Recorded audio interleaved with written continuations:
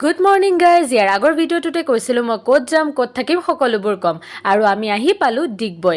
ইয়াত অহাৰ কাৰণ অইলৰ ফাউণ্ডেশ্যন ডে' বুলি আমি ইয়াতে প্ৰগ্ৰাম কৰিব আহিছোঁ আৰু এইটো হ'ল এটা বাংলা। ইয়াত আমাক থাকিবলৈ দিছে। ৰাতিপুৱাৰ ব্ৰেকফাষ্টটো কৰি লৈ এই বাগৰাকী যেনিবা গুৱাহাটীটো বাছত নাচি আছিলে, ইয়ালৈকে নাচি নাচি আহি পালে। এনে থাকোঁ বাবে প্ৰেক্টিছ কৰিলোঁ।